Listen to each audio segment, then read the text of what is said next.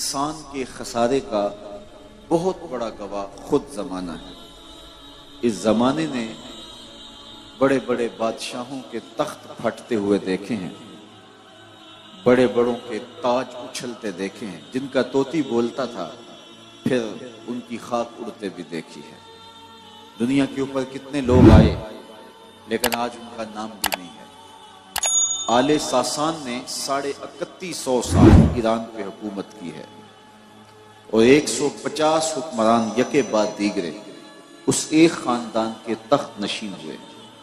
यहाँ तो 5 साल के लिए असम्बलियाँ बनती हैं, हुकूमतें बनती हैं और 2-3 साल के बाद हुकूमतें डोलने लग जाती हैं, लेकिन 3150 साल एक खानदान तख्ते ईरान पे मुतमक्कन रहा है। लेकिन आज आले सासान को दुनिया जानती भी नहीं। मुश्ताक यूसुफी ने क्या खूब कहा था, मिट गया मुश्ताक दिल से रंगे यादे रफ्तगां, फूल महंगे हो गए कब्रें पुरानी हो गई। किसी को आज उनका नाम भी याद नहीं, शजरा भी याद नहीं। मियाँ साहब ने भी कहा था, जिन्ना बाजों एक पल नहीं सा जींदे और शक्लां याद न रही। तो इंसान के खसारे का बहुत बड़ा गवाह खुद ज़माना है। इस ज़माने ने बड़े बड़े लोगों के तख्त व ताज फटते हुए देखे और उन्हें पैबंदे खाक होते हुए देखा। तो ज़माने की कसम करके इंसान के खसारे की तरफ इशारा किया। दूसरा मफहूम इमाम राजी ने यह बयान किया है कि असर से मुराद वक्त असर है। जब सूरज माइल बगुरूब हो जाए और हर शय का साया असली साये के अलावा 2 गुना हो जाए, उस वक्त से लेकर के गुरूब आफ्ताब तक का वक्त असर का वक्त कहलाता है। क्योंकि जब वक्त असर पे दाखिल होता है तो बहुत जल्दी सूरज डूब जाता है। गाफिल इंसान को तंबीह की है कि तेरी जिंदगी भी डूबते हुए सूरज की तरह है। दीगर ते दिन गया मोहम्मद ओढ़क नू डूब जाना। तो ये गाफिल इंसान की तंबीह के लिए वक्त असर की कसम की, ताकि उसे अपनी जिंदगी की बेसबाती और जिंदगी के मुख्तसर होने की तरफ तवज्जो दिलाई जाए। तीसरा माना इमाम राजी ने यह किया कि असर से मुराद नमाज असर है, क्योंकि ये बड़े नाजुक वक्त में होती है।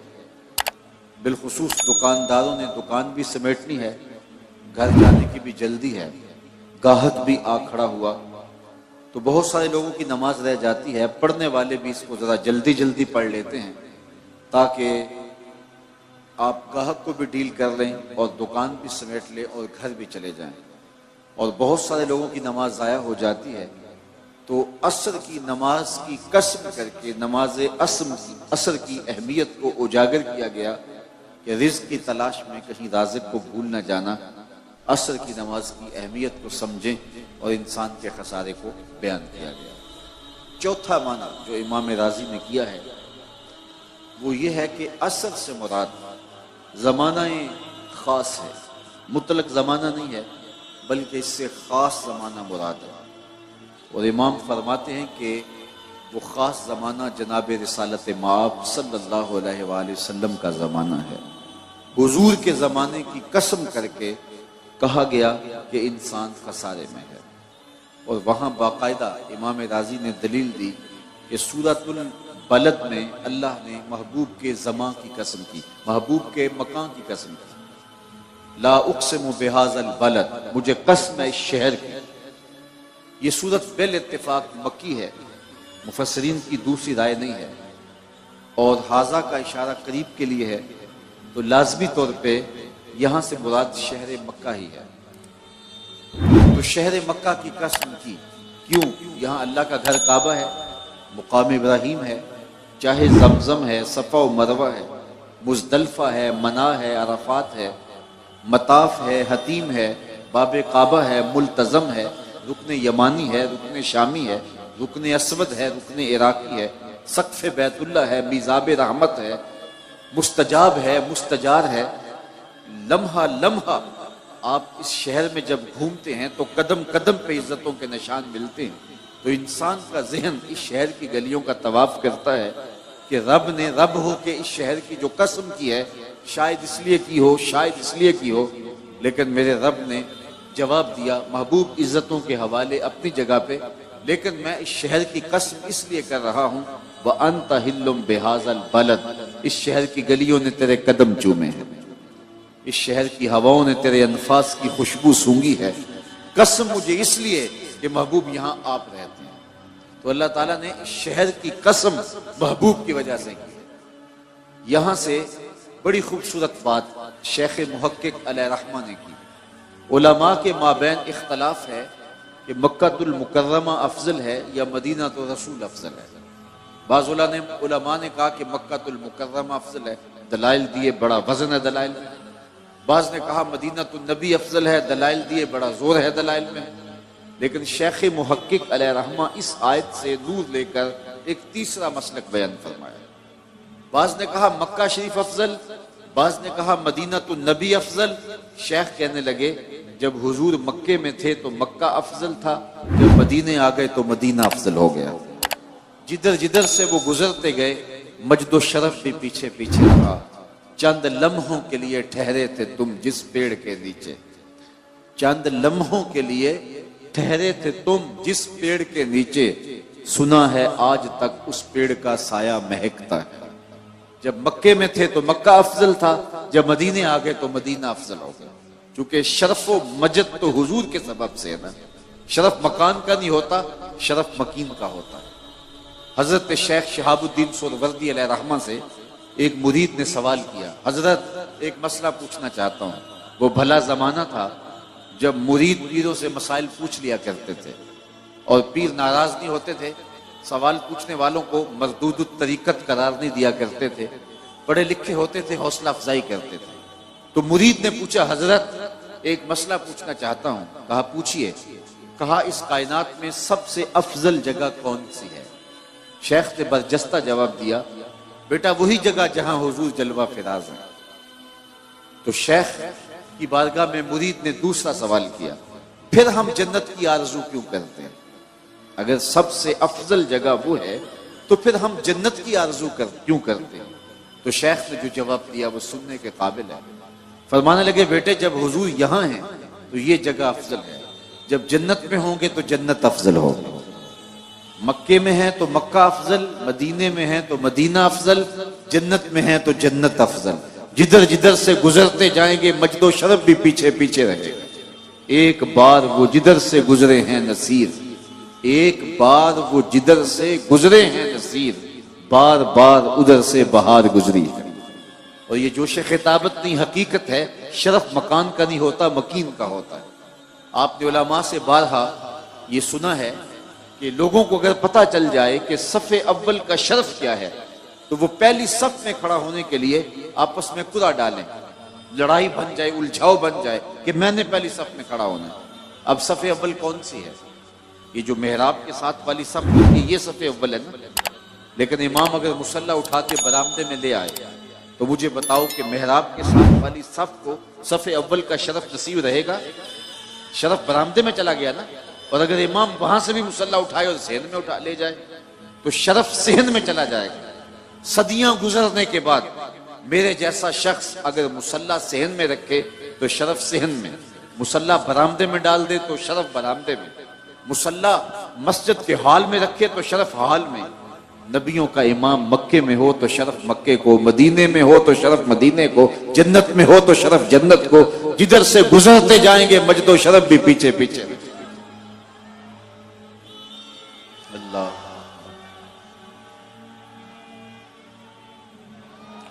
बल्कि ज़हूरी अलैहिर्रहमा तो 2 कदम आगे बढ़े और उन्होंने कमाल कर दिया। वो कहते हैं मक्के की हवाओं में, तैबा की फजाओं में हमने तो जिधर देखा सरकार नजर आए। तो कहा कसम है मुझे शहर की, यानी शहर मक्का की, इसलिए कि महबूब यहां तुम रहते हो। तो महबूब की वजह से इस शहर की कसम की गई। हजरत इमाम राजी ने लिखा कि सूरतुल बलद में अल्लाह ने महबूब के मकान की कसम की है, तो सूरतुल असर में महबूब के ज़मां की कसम की है। तो फिर तरतीब कलाम यूं होगी, तेरे मकान की भी कसम, तेरे ज़मां की भी कसम, तेरे कूचा व बाजार की भी कसम, तेरे लैलो नहार की भी कसम। महबूब जिन जगहों पे तेरे कदम लगे हैं उन जगहों की भी कसम, और महबूब जिन हवाओं ने तेरे सांस चूमे हैं उन हवाओं की भी कसम, और जिस दौरे फर्ख फाल ने, जिस अहदे खुशहाल ने, जिस खूबसूरत जमाने ने महबूब तेरा वजूद पाया है, मुझे उस जमाने की भी कसम। कसम महबूब तेरे असरे नूर की, कसम तेरे अहदे हमायों की, बेशक इंसान खसारे में। तो महबूब के जमाने की कसम की, इसलिए कि उसे निस्बत है महबूब के साथ। एक शख्स बगदाद में रोटियां बेचता था। जो ताजा रोटी वो 1 रुपए की, जो बासी रोटी वो 2 रुपए की। किसी ने उसको रोक के कहा, ये तेरा रेट बड़ा अजीब सा है, बासी रोटी तो 8 आने की होनी चाहिए, तू उल्टा उसको 2 रुपए में बेच रहा है। उसने कहा, नहीं खरीदते हो तो ना खरीदो, मेरा रेट यही रहेगा। उसने कहा, बाबा बता तो सही, ये तेरा रेट अजीब है, समझ से बाहर है। उसने कहा, फिर सुनो, ताजा रोटी 1 रुपए की, बासी रोटी 2 रुपए की। वो इसलिए कि जो बासी रोटी है वो ताजा रोटी की निस्बत एक दिन हुजूर के जमाने से करीब है। इस कुर्बत की वजह से इसकी कीमत बढ़ गई। आज आपको थोड़ा सा अपनी तवज्जुआत और समाअतों को बचा के बैठना पड़ेगा। मेरे लिए आज थोड़ी मुश्किल इसलिए हो रही है कि मैं थोड़ा सा हसास शख्स हूँ और जनरेटर की आवाज़ मुझे मुसलसल जो है वो अजियत दे रही है, और फिर ये तसलसल का टूटना भी हसास तबीयतों पे बड़ा नागवार होता है। इकबाल ने कहा था ना, नज़ारे के लिए जुम्बश मिजगा भी बार है, नरगिस की आंख से तुझे देखा करे। तो बात कर रहा था कि असरे हबीब की कसम की गई, महबूब के ज़माने की कसम की गई कि बेशक इंसान खसारे। अब इंसान का खसारा क्या है, मैं बात को तेजी के साथ आगे बढ़ाना चाहता हूँ। तो इंसान का खसारा क्या है, कहा कसम महबूब तेरे ज़माने की कि बेशक इंसान खसारे में। वैसे आज का इंसान तो खसारा मानता नहीं, अपने अमल से, रवैये से वो इस बात का इनकार करता है, मैं तो खसारे में नहीं, मैं तो हवाओं के दोष पे उड़ता हूँ, मैं तो पानी की तह में उतरने के फन से आशना हूँ, मैं तो एटम का कलेजा शक कर लिया है, मैं तो चरख पे घूमता हूँ, मैं तो पानियों को मुसख्खर कर लिया है, मैं तो हवाओं को अपनी कैद में कर लिया है, मैं तो चांद की छाती रौंद चुका हूं, मैं तो मरीख के सफर की तैयारियों में हूं। मेरी जिंदगी का हुस्न देखो, कहां वो घास भौंस की झोपड़ियां और कहां ये आली नस्ब महल्लात, कहां खाने के लिए नाने शबीना भी नहीं था, और कहां टेबल पे इतने खाने पड़े होते हैं कि मुश्किल होता है कि किसको खाएं और किसको छोड़ें, कहां पहनने के लिए पैबंद लगे लिबास होते हैं, और कहां आज इतने लिबास होते हैं कि मौसम बदल जाते हैं और लिबास बदलने की बारी नहीं आती। ये ताजकुल की सड़कें देखो, ये आली नस्ब प्लाजे देखो, ये मेरे बंगले, ये मेरी कोठियां, ये लंबी लंबी गाड़ियां, ये फराटे भरते हुए जहाज, मैं तो खसारे में नहीं हूं। आज का इंसान कहता है अपने रवैये से कि मैं तो खसारे में नहीं हूं। रब कहता है महबूब तेरे जमाने की कसम इंसान खसारे में। तो इंसान तो खसारा मानता नहीं है, और अल्लाह कहता है महबूब तेरे जमाने की कसम ये खसारे में है। तो फिर खसारा कैसा है? उलमा फरमाते हैं खसारा इंसानियत का है, हैवानियत का नहीं है। ये अगर हवाओं के दोष पे उड़ता है तो ये इंसानी कमाल नहीं है, वो तो मक्खी भी उड़ती है। अगर ये पानी की तह में उतरने के फन से आशना है तो ये इंसानी कमाल नहीं है, वो तो मछली भी उतर जाती है। इंसानी कमाल क्या है? मुरव्वत, हमदर्दी, भाईचारा, एहसास, ये है इंसानी कमाल। और ये बतदरीज दम तोड़ रहे। क्या भाई भाई का गला नहीं काट रहा? क्या खून सफेद नहीं हो रहे? आज का इंसान दहशतगर्द है, आज का इंसान ड्रोन हमले करता है। तो कहा कि इंसानियत की मुरव्वत दम तोड़ रही है, मोहब्बतें टूट रही है। आज का इंसान का गला चीर के फख्र और खुशी महसूस करता है। तो क्या किसी ने कहा था घर की आग बुझी तो कुछ सामान बचा था जलने से, सो वो भी उनके हाथ लगा जो आग बुझाने आए थे। तो आज का इंसान इंसानियत को तोड़ रहा है, लेकिन महबूब के जमाने का इंसान देखना हो तो तुम्हें अबू बकर उमर जैसे इंसान मिलेंगे, तुझे उस्मान अली जैसे लोग मिलेंगे, बिलाल हबशी और अबू जर गफारी जैसे लोग मिलेंगे। तो कहा कसम तेरे जमाने की बेशक इंसान खसारे में। सैयदुना अली मुर्तज़ा रज़ियल्लाहु ताला अन्हु फरमाते हैं इंसानी खसारे का एक पहलू यह है कि वो अपनी सांसों के जरिए अपनी जिंदगी तोड़ रहा है। समझता यह है कि मैं बड़ा हो रहा हूं, लेकिन हकीकत यह है कि ये छोटा हो रहा है। ये सांसें, ये जिंदगी को मुख्तसर कर रही, काट रही है जिंदगी। कभी आप इशारे पे रुके हों तो वहां गिनती उल्टी चल रही होती है, और जहां गिनती उल्टी चल रही होती है वहां बहुत जल्द काम जीरो पे आ जाता है। ये सांसों की जिंदगी, ये माहो साल की जिंदगी, ये उल्टी चल रही है। कोई 60 से नीचे आ रहा है, कोई 70 से नीचे आ रहा है, कोई 40 से नीचे आ रहा है। और जब जिंदगी 0 पॉइंट पे पहुंचेगी तो इसी का नाम मौत है। ये है इंसानियत का खसारा। एक बुजुर्ग फरमाते थे, मुझे समझ नहीं आती थी कि ये जो कुरान ने कहा इंसान खसारे में है, तो ये खसारा काहे का है। मैं एक दिन समरकंद के बाजार से गुजर रहा था, वहां एक आदमी फट्टे पे रख के बर्फ बेच रहा था और साथ आवाज लगा रहा था। और उसकी आवाज क्या थी? वो कह रहा था, इरहामू इरहामू मैं यजूबो रासो माल ही, और मेरे पे रहम करो, मैं एक ऐसा शख्स हूं जिसका रासुल माल पिघलता जा रहा है। मैं एक ऐसा शख्स हूं जिसका रासुल माल पिघलता जा रहा है। आप कपड़ा बेचते हैं, आज ग्राहक नहीं मिला, हो सकता है कल 2 आने महंगा मिल जाए और आपको फायदा हो जाए। आप पेट्रोल बेचते हैं, आज ग्राहक नहीं मिला, हो सकता है कल 6 रुपए ऊपर चला जाए, वो पड़ा पड़ा लाखों रुपए का फायदा दे जाए। लेकिन बर्फ एक ऐसा सौदा है, अगर आज ग्राहक नहीं आया तो कल बर्फ ही नहीं होगी। तो वो समरकंद के बाजार में फट्टे पे बर्फ रख के बेच रहा था और साथ आवाज लगा रहा था, ओ गुजरने वालों, मेरे पे तरस खाओ, मुझसे बर्फ लेते जाओ। मैं ऐसा ताजिर हूं जिसका रासुल माल पिघलता जा रहा है और कतरा कतरा करके मेरी बर्फ पिघल रही है और मैं नुकसान में हूं, मुझसे कोई बर्फ खरीद ले। तो वो कहते हैं, जब उसने ये आवाज लगाई ना तो मेरे कदम रुक गए और मैंने उसको कहा, मियां आज मुझे इन्नल इंसान लफी खुस्र का तर्जुमा समझ में आ गया।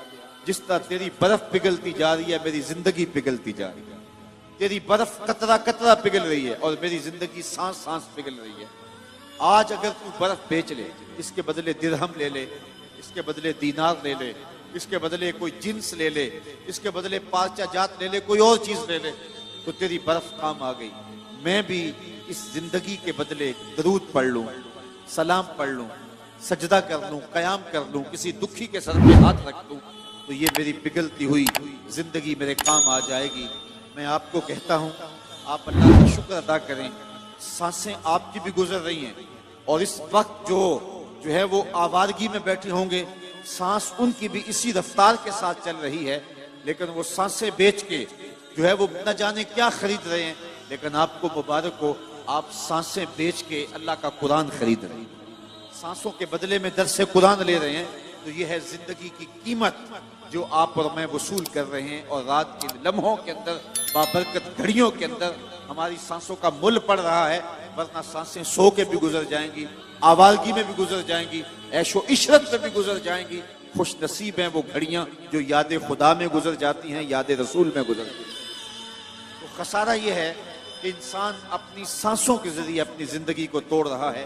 वो समझता ये है कि मैं बड़ा हो रहा हूं, लेकिन हकीकत में वो छोटा हो रहा है। खसारे का एक और पहलू, और मुझे आपकी यहाँ भरपूर तवज्जो चाहिए होगी, ये बड़ा लतीफ पहलू है और आपकी अगर तवज्जो होगी तो ये पहलू आपको बड़ा लुत्फ भी देगा। खसारा ये है कि हजरत इंसान को अल्लाह ने एक कमाल दिया है, या किसी भी शय को अल्लाह ताला ने एक कमाल दिया है, उसे दूसरे कमाल से महरूम रखा है, तो वो शय कहती है मैं खसारे में। मिसाल के तौर पर फूलों में खुशबू है लेकिन रोशनी नहीं है, तो ये फूल कहेंगे हम रोशनी के खसारे में। चांद में रोशनी है लेकिन खुशबू नहीं है, तो चांद कहेगा मैं खुशबू के खसारे में। बुलबुल कहेगी मेरी आवाज में तो जादू है लेकिन मेरे पंजों में जोर नहीं। शेर कहता है मेरे पंजों में जोर है लेकिन मैं उड़ना नहीं जानता। मोर कहता है मेरे परों में हुस्न है लेकिन मेरे पांव बदसूरत है। तो हर शय किसी न किसी तरह खसारे में। इंसानों को देख लें, एक बच्चे से पूछ लें, बच्चा कहता है मेरे पास बचपने की मासूमियत तो है लेकिन क्या करूं कि जवानी का जोर नहीं, लिहाजा मैं इस खसारे में।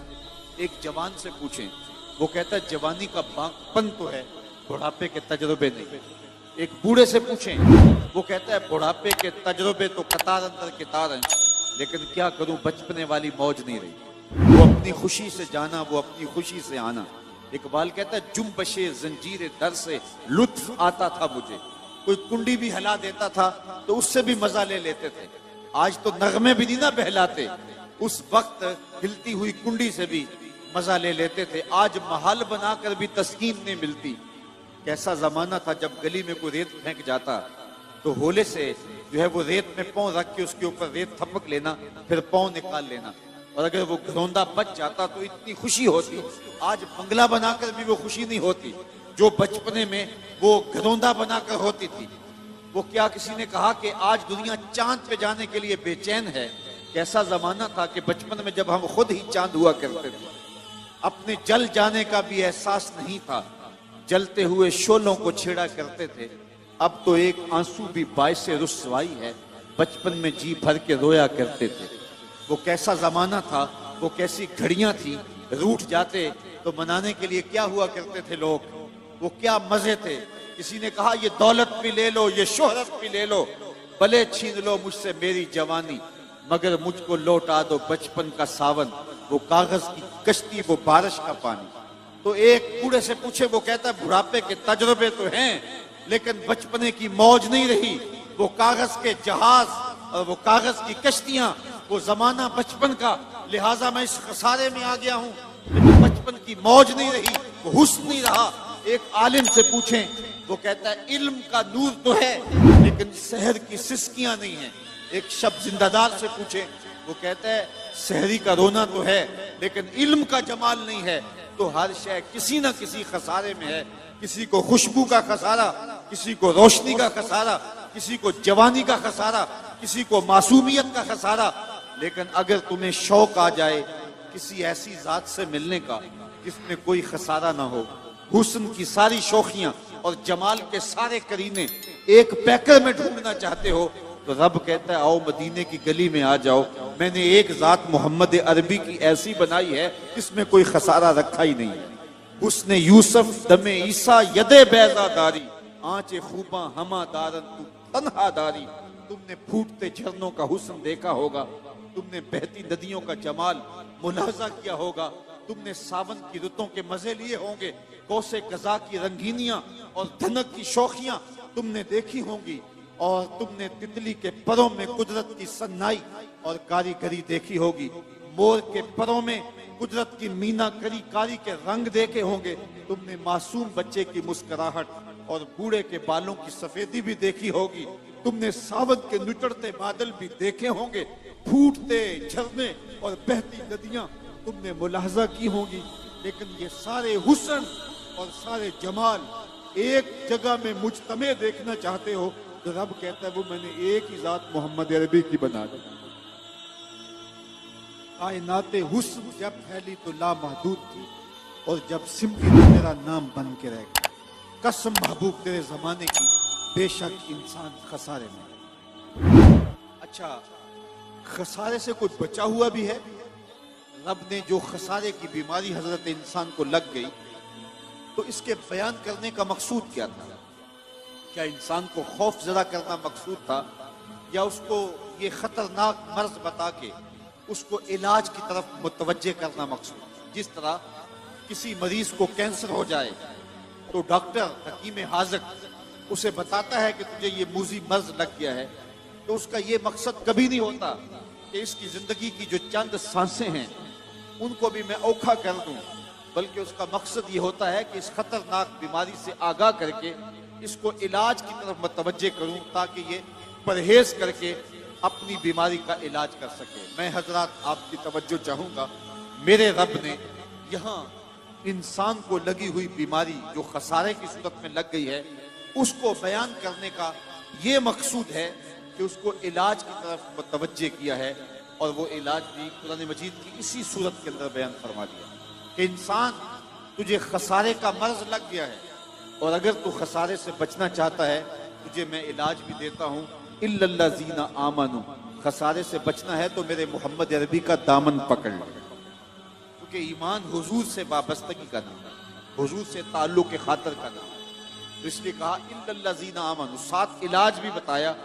अगर तू चाहता है कि मैं खसारे से बच जाऊं, तो इलाज ये है कि मेरे महबूब के दामन से वाबस्ता हो जा, फिर खसारे से बच जाएगा, खसारा तेरा कुछ बगाड़ नहीं सकता। तो वरना हालात का जबर तुझे पीस के रख देगा। मैं यहाँ एक सादी सी मिसाल दिया करता हूँ। किसी जमाने में चक्की से आटा पीसते थे और आज वो दौर नहीं रहा। चक्की के दो पत्थर होते हैं, एक नीचे वाला साकिन व जामद और ऊपर वाला मुतहर्रिक।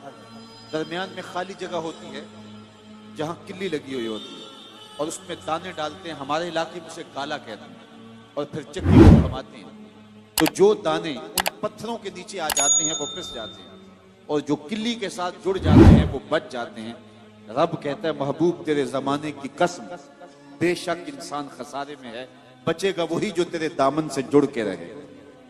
तो खसारे से बचना चाहो तो हुजूर के दामन से वाबस्तगी इख्तियार करना होगी। दुनिया के ऊपर कितने लोग आए और चले गए, खसारे से अपने आप को बचा ना पाए, लेकिन जो भी मेरे हुजूर के दामन से वाबस्ता हो गए वो खसारे से बच गए। मैं आपसे पूछता हूं कि जिस जमाने में मेरे हुजूर तशरीफ लाए थे उस दौर के खाकान का नाम क्या था? शायद इस भरे मजमे में कोई मुश्किल से चंद लोग होंगे जो खाकान का नाम बता सके। अच्छा, मैं पूछता हूं जिस जमाने में मेरे हुजूर तशरीफ लाए उस दौर के कैसर का नाम क्या था? तो शायद थोड़े लोग होंगे जो कैसर का नाम बता सकें। अच्छा, मैं ये पूछता हूं जिस जमाने में मेरे हुजूर तशरीफ लाए उस जमाने के किसरा का नाम क्या था? तो बहुत थोड़े लोग होंगे जो उस जमाने के किसरा का नाम बता सकें। उस दौर के कैसर का नाम, उस दौर के किसरा का नाम, उस दौर के खाकान का नाम, ये उस जमाने के बड़े लोग थे। लेकिन आज इस भरे मजमे में जो हजारों अफराद पर मुश्तमिल है, शायद उंगलियों पे गिने जा सकते हो वो लोग जो उस दौर के कैसर का, उस दौर के किसरा का और उस दौर के खाकान का नाम बता सके। और अगर मैं इस मजमे में सबसे कम उम्र बच्चे से पूछूं कि मेरे हुजूर के मुअज्जिन का नाम क्या था, तो वो सर उठा के बिलाले हबशी का नाम लेगा। फिर बचा कौन जो मेरे रसूल के दामन से लिपट गया? इकबाल ये किसके इश्क का फैज आम है, रूमी फना हुआ हबशी का दवाम। रूमी फना हुआ हबशी को दवाम है, तो बचा वो जो मेरे महबूब के दामन से लिपट गया। रब कहता है अगर खसारे से बचना चाहते हो तो मेरे महबूब के दामन से लिपट जाओ। मैं अभी गुजरांवाला से लाहौर आया हूं, तो रावी के उस पार जहांगीर का मकबरा है, तो वहां दिन को चले जाएं या शाम को चले जाएं, वहां हसरतें बरसती दिखाई देती हैं। हुकूमत ने वहां पार्क बना दिया जिसके दम से छुट्टी के दिन कुछ रौनक हो जाती है।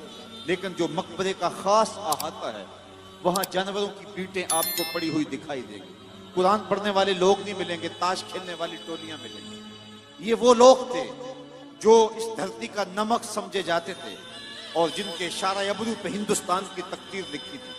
बिल्कुल बादशाह के साथ उसकी महबूब बीवी मलिका नूर जहां का मकबरा है। बादशाह जब तख्त पे बैठता था तो पीछे पर्दा होता और वो पर्दे के पीछे बैठती। बादशाह का कोई फैसला उसे पसंद ना होता तो पीछे से कमर ठोंकती। बादशाह फैसला तब्दील कर देता। जिसके इशारा अबरू से हिंदुस्तान के फैसले होते, आज उसकी कब्र पर भी अंधेरा है और वहां जुल्मतें। उनकी अपनी बेटी ज़ेबुन्निसा जो अपने बाप से मख्फी शायरी करती रही है और दीवाने मख्फी के नाम से उसका दीवान भी मौजूद है, उसकी अपनी लोहे बाजार पे उसका शेर लिखा है, बर मजारे माँ गरीबा न चिरागे न गुले न परे परवाना सोजत न सदाए बुलबुले। हम गरीबों की कब्र में ना कोई चिराग जलाने आएगा, ना कोई फूल डालने आएगा, ना किसी बुलबुल ने गीत गाने हैं और ना किसी परवाने ने पर जलाने हैं। ये मैं रावी के उस पार की कहानी सुना रहा हूं। ये है जिन्होंने जिन लोगों को खसारे ने पीस के रख दिया। और आओ रावी का पुल पार कर जाओ, एक लोहे मजार इधर भी है, वहां तो लिखा है बर मजारे माँ गरीबा न चिरागे न गुले न परे परवाना सोजत न सदाए बुलबुले। और जो लोहे मजार रावी के इस पार है वहां लिखा है गंज बख्शे फैज आलम मजहरे नूरे खुदा नाकसारा पीरे कामिल कामिलारा रहनुमा सैयदे हजवेर मखदूम उमम मरकदे ऊ पीरे संजर रा हरम। फिर खसारे से बचा कौन जो मोहम्मद अरबी के दामन से लिपट। तो कहा अगर खसारे से बचना चाहते हो तो मेरे महबूब के दामन से लिपट जाओ। कसम है महबूब तेरे जमाने की बेशक इंसान खसारे में है, बचेगा वो जो तेरे दामन से वाबस्ता हो जाए। इल्लल्लज़ीना आमनू व आमिलुस सालिहात। दूसरी बात वो ये है कि आमाल सालिहा हमारे अहनाफ के नजदीक ईमान मुजर्रद तस्दीक कल्बिया का नाम है। आमाल नफ्स से ईमान में दाखिल तो नहीं है, लेकिन ईमान अगर दावा है तो अमल उसकी दलील है। ईमान अगर दरख्त है तो अमल उसका फल है। हमें कुरान मजीद में मुतअद्दिद मुकामात पर ईमान के बाद अच्छे आमाल करने की तरगीब दी गई है।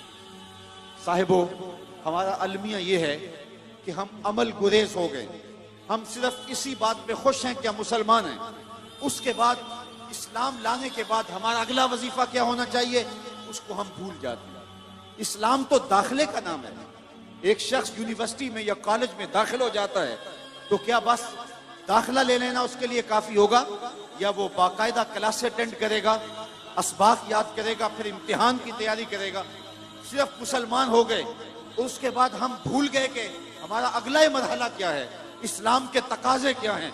जो मी गोए मुसलमानम बलरजम के दानम मुश्किलाते ला इलाहा। जब मैं कहता हूं मैं मुसलमान हूं तो कांप जाता हूं, क्योंकि ला इलाहा इल्लल्लाह के तकाजे को जानता हूं। तो जब हमने कलिमा पढ़ लिया, हुजूर की गुलामी के दायरे में आ गए, तो इसका मतलब यह है कि अपनी ख्वाहिशात को छोड़ दिया। अब हम हुजूर के गुलाम हैं, जो हुजूर कहते जाएंगे वो हम मानते चले जाएंगे। लेकिन हमने बहाने तराश लिए अमल गुरेजी के। आज 10 आदमी इकट्ठे बैठते हैं, 5 लोग जमा होते हैं तो कहते हैं जी आजकल दीन पे चलना बड़ा मुश्किल है, और बाकी भी इस बात में सर हिलाते हैं जिस तरह बड़ी फलसफे की बात कह दी हो। जी जी वाह, हाँ ठीक है, आजकल दीन पे चलना बड़ा मुश्किल हो गया। मैं इसके जवाब में कहा करता हूँ कि ये वो शख्स कह रहे दीन पे चलना मुश्किल है जो मस्जिद में आता है तो बाहर पहरेदार खड़ा है इसको जरा ना पहुंचे, अंदर मौसम के मुताबिक गर्म और ठंडा पानी दस्तयाब। फिर जब वो अंदर गया तो अंदर मखमली कालीन बिछे हुए ताकि इसको कोई तकलीफ ना पहुंचे। मौसम के मुताबिक ठंडा और गर्म माहौल दस्तयाब है। जो महमली कालीनों पर और मुसल्लों पे सजदा करता है और ठंडे और गर्म माहौल में मौसम की मुताबिकत में राहत पाता है, वो कितने नखरे से कहता है आजकल दीन पे चलना बड़ा मुश्किल है। मैं कहता हूं साहिब, तेरे लिए मुश्किल है या करबला वाले हुसैन के लिए मुश्किल था? जिनके लिए मुश्किल था उन्होंने तो कहा नहीं कि दीन पे मुश्किल है, और हम खामखा कह रहे जी आजकल बड़ा औखा हो गया दीन पे चलना। मियां उसने तो नहीं कहा जिसके पांव में रस्सी डाल करके मक्के के बाजारों में घसीटा गया और लोहे की कंगियों से बदन छेदे गए, तपती हुई रेत पे लटाया गया, कोयलों के ऊपर रखा गया, बदन पे पीठ पे कोड़े मारे गए, लेकिन बिलाल की जुबान से अहद अहद के नगमे से उमैया बिलाल हबशी की पीठ पे कोड़े मारता है और हजरत बिलाल आगे से मुस्कुराती। किसी ने रोक के कहा बिलाल अजीब तमाशा है, तुम्हारा जालिम आका तुम्हें कोड़े मारता है और तुम आगे से मुस्कुराते हो, बात समझ में नहीं आई। तो बिलाल हबशी ने जो जवाब दिया, जरा मैं आपकी इस पे तवज्जो चाहूंगा। बिलाल हबशी ने कहा कि तुम बाजार में जाओ ना मट्टी का प्याला खरीदने के लिए, तो उसको भी ठोंक ठोंक के देखते हो, इसकी आवाज तो ठीक है, कहीं कच्चा तो नहीं है। कहा तुम मट्टी का बर्तन खरीदने जाओ, मट्टी का प्याला भी खरीदने जाओ, तो उसको भी ठोंक बजा के देखते हो, ये कच्चा तो नहीं है, इसकी आवाज तो ठीक है। कहा तुम मट्टी का प्याला खरीदो तो उसको भी ठोंक बजा के देखते हो, इसकी आवाज तो ठीक है। मेरा मालिक बिलाल को खरीद रहा है, देख रहा है बिलाल की आवाज तो ठीक है, कहीं कच्चा तो नहीं है। मैं कहता हूं मालिक खरीद ले बिलाल को, खाल उधर भी जाएगी, हक हक की आवाज खत्म नहीं होगी। नारे तकबीर, नारे रिसालत, नारे हैदरी, नारे गौसिया। जख्म पे जख्म खा के जी, खूने जिगर के घूंट पी, आह न कर लबों को सी, ये इश्क है दिल लगी लगी। जब मोहब्बत का दावा किया है तो मोहब्बत ये नहीं है कि हम जुबान से कह दें कि हम मुहिब हैं, बल्कि मोहब्बत जो है वो इम्तिहान मांगती है। मोहब्बत हो तो फिर करबलाएं सजती हैं, मोहब्बत हो तो फिर पा बजोला किया जाता है, मोहब्बत हो तो फिर जेल की सलाखों के पीछे भी खड़े होके या रसूल अल्लाह तेरे चाहने वालों की खैर के नारे लगाए जाते हैं। तो मोहब्बत इम्तिहान मांगती है, मोहब्बत तकाजा करती है कि अब इम्तिहान दो। हमारे उस्ताद कहा करते थे आशिक आशिक हर कोई आखे, पर आशिक बनता मर के, जहर प्याला कोई नहीं पींदा, पर आशिक पींदा भर के। तो जब मोहब्बत का दावा किया है तो उसके तकाजे निभाने पड़ेंगे। हमारा दीन हमसे तकाजा करता है कि हम अच्छे आमाल का जखीरा जमा करें। तीसरी बात जो इरशाद फरमाई, वतवासौ बिल हक, हक की वसीयत। हक से मुराद क्या है? इमाम कुर्तबी ने यहाँ 3 कौल बयान किए हैं। हक से मुराद इस्लाम है, हक से मुराद तौहीद है और हक से मुराद कुरान है। यानी अगर इस्लाम लाए हो तो पहली बात यह है कि ईमान लाने के बाद तुम्हारा वजीफा अमल इतना मजबूत होना चाहिए कि तुम दूर से पहचाने जाओ कि तुम हुजूर के गुलाम हो। ये ना हो कि लोग पूछे तुम कौन होते हो और तुम पासपोर्ट पेश करो, ये देखो मजहब के खाने में इस्लाम लिखा हुआ है। मेरे उस्ताद फरमाया करते थे, साहब ये ना हो कि लोग तुम्हें पूछें और तुम्हें बताना पड़े कि ये देखो मजहब के खाने में इस्लाम लिखा हुआ है। आप फरमाया करते थे, तुम्हारी वज़ाकता, तुम्हारा तर्ज जिंदगी, तुम्हारा अंदाज मुआशरत ऐसा होना चाहिए, तुम दूर से चले आ रहे हो, लोग पहचान के कहें वो देखो आका का गुलाम आ रहा है। और ये तुम्हारी पहचान कब्र में भी होनी चाहिए और ये तुम्हारी पहचान हशर में भी होनी चाहिए।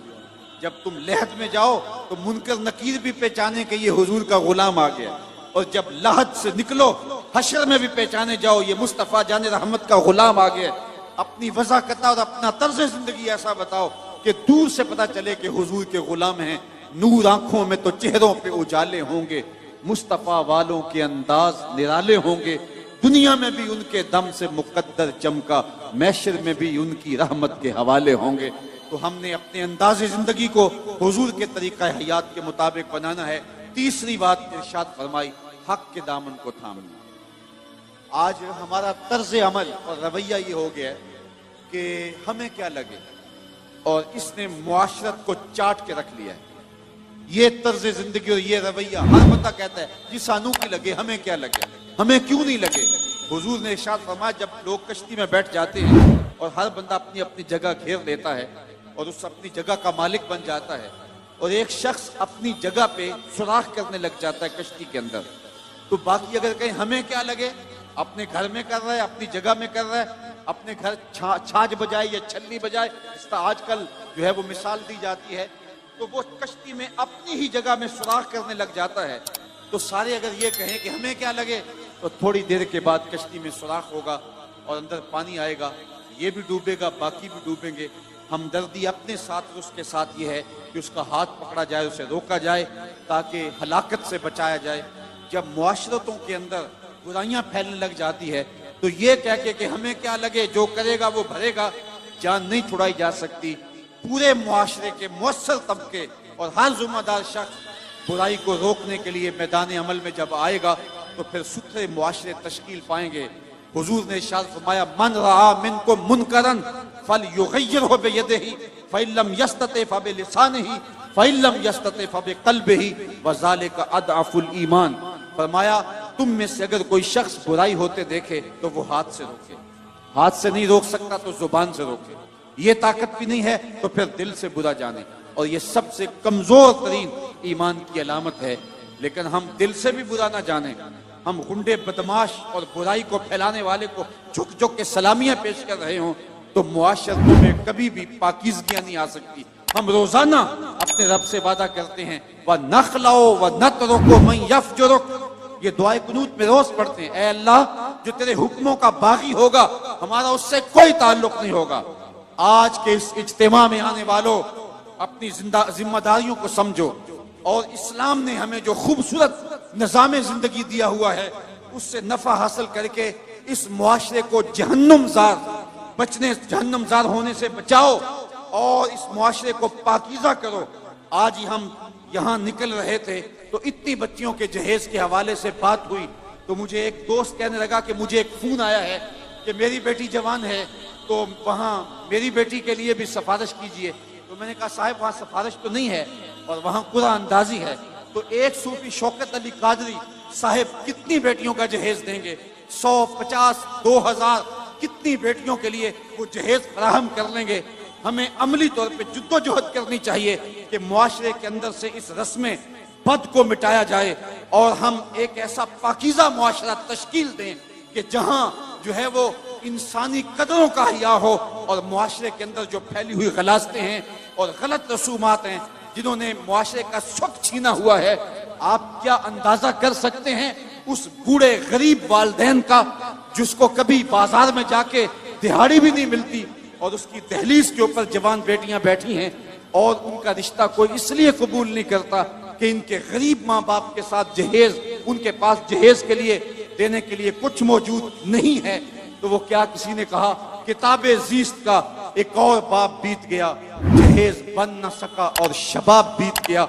आज कितनी बेटियों के शबाब बीत रहे हैं और वो बुढ़ापे की दहलीज में जा रही हैं और बूढ़े माँ बाप जहेज देने की पोजीशन में नहीं है। क्या हम इस जालिमाना रस्म के खिलाफ खड़े नहीं होंगे? सिर्फ हम ये कह देंगे कि हमें क्या लगे, नहीं मन रहा मिनको मुनकरन फल युगय्यिरहु बियदिही फइल्लम यस्तति फबिलिसानिही फइल्लम यस्तति फबिक़ल्बिही। ये हमारी जिम्मेदारी है कि हम बातिल जो है वो निजाम के खिलाफ, बातिल फिक्र के साथ और मुआशरती बुराइयों के खिलाफ पूरी कुव्वत के साथ खड़े होकर के एक पाकीज़ा मुआशरत की तश्कील के लिए कोशा हो जाएं। बेमकसद जिंदगी गुजारने का कोई फायदा नहीं। मोमिन की जिंदगी जिसमें वो खसारे से बच सकता है और कौम को इज्तिमाई खसारे से बचा सकता है, वतवासौ बिल हक का जुमरा है। और उसका एक माना यह भी है कि कुरान के पैगाम को आम किया जाए। आज हमारा इल्ला माशाअल्लाह जो हमारी मजमूई फिक्र है वो कुरान मजीद की फिक्र के इबलाग को छोड़ चुकी है। हमारा अंदाज यह है कि कुरान जिस मकसद के लिए नाजिल हुआ था आज हम उसको तर्क कर चुके हैं। कुरान मजीद एक जिंदा किताब है। इतना खूबसूरत निसाब किसी कौम के पास नहीं है। नसाबे हयात, नसाबे जिंदगी, मंशूर हयात किसी कौम के पास नहीं है। लेकिन इसके बावजूद आज हम दुनिया के ऊपर रुसवा हो रहे हैं। इतनी खूबसूरत थ्योरी होने के बावजूद हम रुसवा क्यों हो रहे हैं? इसलिए कि उस थ्योरी के मुताबिक हमारा प्रैक्टिकल नहीं है। हमारी जिंदगी उस कुरान की तालीमात के मुताबिक नहीं गुजर रही है। आज दुनिया के ऊपर रुसवाई, जिल्लत हमारा मुकद्दर बन गई। इकबाल ने जब शिकवे की जुबान खोली ना तो शिकवा रब से किया तो लहजा बड़ा तल्ख हो गया। तेरे काबे को जबीनों से बसाया हमने, नौ इंसानी को गुलामी से छुड़ाया हमने, सफाए दहर से बातिल को मिटाया हमने, तेरे कुरान को सीनों से लगाया हमने, फिर भी हमसे गिला है कि वफादार नहीं। हम वफादार नहीं, तू भी तो दिलदार नहीं। बड़ा सख्त लहजा था, लेकिन जब जवाब आया तो सारा नशा उतरता है। लफ्ज वही है, सिर्फ सीगा बदलता है। जब कहा ना कि तेरे काबे को जबीनों से बसाया किसने, तो जवाब आया मेरे काबे को जबीनों से बसाया किसने, नौ इंसानी को गुलामी से छुड़ाया किसने, सफाई तहर से बातिल को मिटाया किसने, मेरे कुरान को सीनों से लगाया किसने, थे तो आबाब तुम्हारे ही मगर तुम क्या हो, हाथ पे हाथ धरे मुंतजरे फरदा हो, हर कोई मस्ते मैं ज़ौक़े तन आसानी है, तुम मुसलमान हो ये अंदाज़े मुसलमानी है, हैदरी फक्र है नए दौलत उस्मानी है, तुमको असलाफ से क्या निस्बत रूहानी है, वो मुअज़्ज़ज़ थे जमाने में मुसलमान होकर, तुम खाक हुए हो तारिके कुरान होकर। आज किताब हमने इसलिए रखी है कि बेटी को जब रुखसत करेंगे तो कुरान के साए तले से गुजार देंगे। जब लड़ाई हो गई तो कसम के तौर पे कुरान को सर पे उठा लेंगे। नई दुकान बनाई है, मकान बनाया है, बच्चों को बुला के कुरान पढ़ा लेंगे। बूढ़े फौत हो जाएंगे तो इस कुरान मजीद की तिलावत करवा के उनको इसाले सवाब करेंगे। मैं इसका इनकार नहीं करता, कुरान की बरकतें मरने वाले की कब्र में उतरती हैं। मैं इसका इनकार भी नहीं करता, कुरान के नूर के मुकाबले में कोई नार नहीं ठहर सकती। जिन भगाने के लिए ये अच्छा नुस्खा है।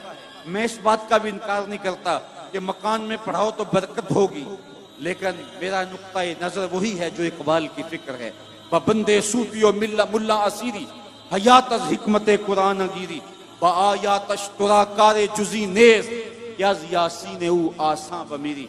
इकबाल कहता है तू जाहिल सूफी और काहल मुल्ला के ऐसे फंदे में फंसा कि तूने कुरान से जिंदगी तलाश नहीं की।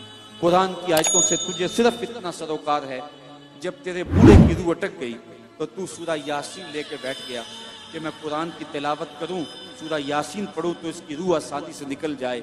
इकबाल कहता है इसमें कोई शक नहीं, उसकी रूह आसानी से निकल जाती है, लेकिन अफसोसनाक पहलू ये है कि इस कुरान से भी तूने मरना सीखा, काश इस कुरान से जीना सीख लिया होता। ये किताब जिंदा है, ये हयात आफरी किताब है, इसका लफ्ज लफ्ज हयात देता है, जिंदगी की खैरात बांटता है। लेकिन इस किताब से भी तूने मरने की राहें तलाश की, इससे तूने जीने का रास्ता तलाश नहीं किया। वतावा सौ बिस्सब्र, आखिरी बात कि सब्र के दामन को मजबूती से थाम लो। सब्र के दो मारूफ मफहूम हजरात मुफस्सिरीन ने बयान किए हैं। एक तो यह है कि राह हक में चलने से जो तकलीफें आती हैं उस पर सब्र किया जाए, पुरखा राहें देख करके अपने आप को समेट ना लिया जाए, बल्कि जब राह दीन में तकलीफें आए, अजियतें आए, मुश्किलें आए तो आगे चलता रहे, अपने उठने वाले कदमों को पीछे न हटाए। तू राह नवर्द शौक है मंजिल न कर कबूल, लैला भी हम नशी हो तो महमल न कर कबूल। जितनी तकलीफें राह हक में पैगंबरों को आई हैं उतनी तकलीफें किसी को नहीं आई। मेरे और आपके आका व मौला हुजूर नबी रहमत सल्लल्लाहु अलैहि वसल्लम ने इरशाद फरमाया, जितनी तकलीफें मुझे मिली हैं किसी रसूल और पैगंबर को नहीं मिली हैं। तो इस रास्ते के अंदर आगे चलो, दुख आए, तकलीफें आए, राह खुदा के अंदर अजियतें पहुंचे, उनको बर्दाश्त करे, सीने से लगाए। हजरत इमाम राजी ने लिखा है कि मक्के से लेकर ताइफ तक 70 ऐसे नबियों की कब्रें हैं जिनकी वफात सिर्फ भूख और प्यास की वजह से हुई। आज मैं और आप दीन के लिए कोई तकलीफ बर्दाश्त नहीं की, खाम खा